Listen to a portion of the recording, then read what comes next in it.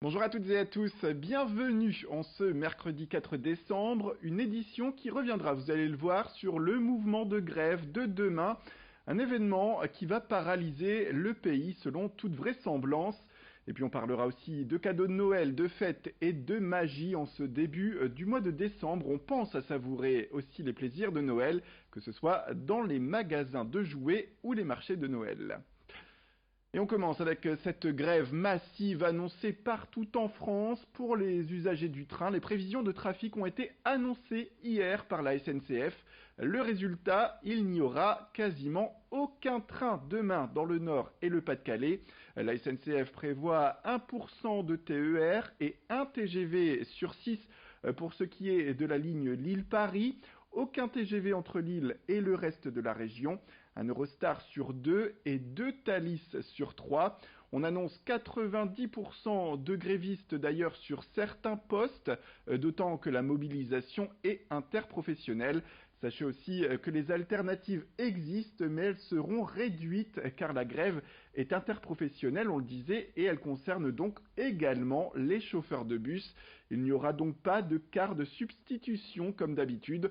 On fait le point tout de suite avec le directeur régional de la SNCF au micro de Florine Curec.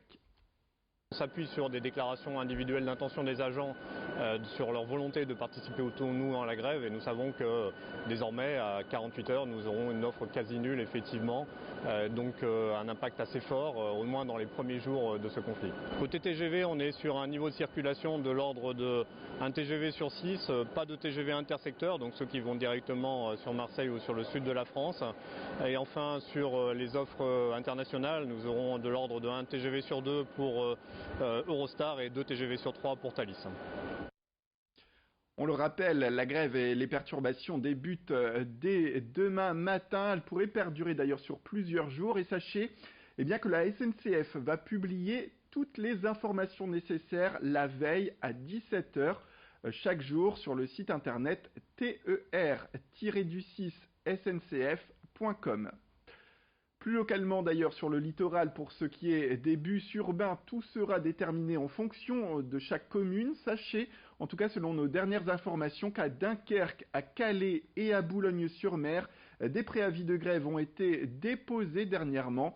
Les informations arrivent progressivement, on en saura plus d'ailleurs dans les prochaines heures. Sachez que demain matin, nos équipes de journalistes seront sur place pour vous donner plus d'informations, plus d'explications sur la situation au niveau des transports. Le tout, ce sera en temps réel.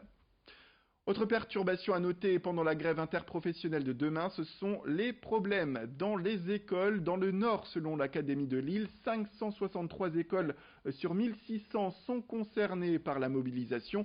Certains établissements sont à 100% de grévistes attendus. Il s'agit donc pour les parents de prendre quelques précautions. Chacun est invité à se renseigner auprès de sa mairie afin de savoir s'il y aura au moins un service minimum d'accueil ou s'il va falloir trouver un mode de garde alternatif durant cette journée de jeudi. Et puis également, dans le même thème, avis aux non-grévistes, il sera peut-être très difficile pour vous de vous rendre au travail. Toutefois, vous ne pourrez pas évoquer ce problème et il ne sera pas une raison valable pour ne pas aller travailler. Vous le savez déjà peut-être, la grève ne donne pas le droit de rester à la maison, même si le mouvement s'annonce très suivi. Il s'agit donc de vous mettre d'accord avec votre employeur. Si vous devez déménager pour aller dans un logement de substitution ou si vous devez changer vos horaires de jeudi ou effectuer du télétravail. On écoute plus précisément maître Alexandre Barège, il est avocat en droit social. Il était hier sur notre plateau. La réponse est clairement non. Dans le code du travail, on ne connaît d'ailleurs pas cette notion de motif exceptionnel, on connaît éventuellement ce que l'on appelle les cas de force majeure, la force majeure qui est un événement irrésistible, imprévisible et extérieur à la volonté des parties, mais un événement tel qu'une grève n'est pas un événement qui est imprévisible pour les salariés, et donc les salariés ne peuvent pas invoquer la grève pour exiger de ne pas venir travailler ou pour ne pas se présenter sur leur lieu de travail. Le salarié ne peut pas imposer à son employeur de ne pas se présenter, de la même façon l'employeur ne peut pas exiger du salarié qu'il soit ce jour-là en RTT ou en congé, sauf à ce que des accords collectifs, accords d'entreprise par exemple, prévoient des mesures particulières, mais à défaut d'accord, il n'est pas possible, à une échéance très brève pour un employeur, d'imposer des congés ou des RTT à un salarié, encore une fois, sous réserve des dispositions conventionnelles. Et puis un peu de douceur, le programme des marchés de Noël dans la région se précise, les villes se parent de lumière, mais aussi de petits villages remplis de chalets où il fait bon se promener. D'ailleurs, Rémi Desremeaux vous propose une petite sélection de marchés de Noël à découvrir.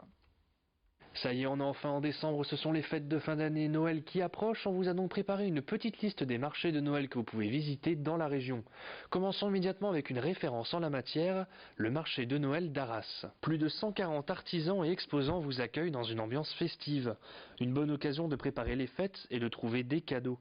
Il y a également une patinoire, un carrousel, une piste de luge et même une forêt de sapins.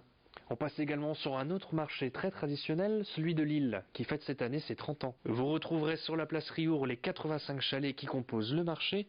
Sur la grande place, vous pourrez aussi profiter de la grande roue. Plusieurs animations sont organisées avec, par exemple, des balades en poney les mercredis ou des animations musicales de jazz et de gospel les jeudis. On part maintenant sur la Côte d'Opale avec certainement le marché le plus gourmand que vous pourrez trouver dans la région, le marché de Noël de Gravelines. Plus de 70 exposants auront à cœur de vous faire découvrir des produits du terroir. Il y aura également des jeux et tout un programme de festivités et d'animation. Cette 22e édition du marché ouvrira ses portes dès le 10 décembre. Si vous êtes à la recherche d'un marché plus original, on vous conseille celui de Roubaix. Situé en face du musée La Piscine, son marché de Noël se veut plus durable et zéro déchet. Vous y trouverez des produits locaux et faits main réalisés à partir de matériaux recyclés. Tout cela dans une ambiance de Noël chaleureuse. Sur le littoral, le Touquet propose également des animations originales. Avec, si le Touquet m'était compté, la magie de Noël s'étend sur l'ensemble de la ville. Il y a une patinoire, un village de Noël, des balades en calèche, des illuminations et un spectacle musical, de quoi enchanter toute la famille. Bien évidemment, ces marchés sont gratuits et ouverts jusqu'à la fin du mois. Le Père Noël viendra faire des animations sur chaque marché, n'hésitez donc pas à lui apporter votre liste de cadeaux. Voilà, vous avez le programme. C'est la fin de cette édition. Merci à toutes et à tous de nous avoir suivis. Restez avec nous, l'information continue. Tout de suite après le jingle, retrouvez vos prévisions météorologiques.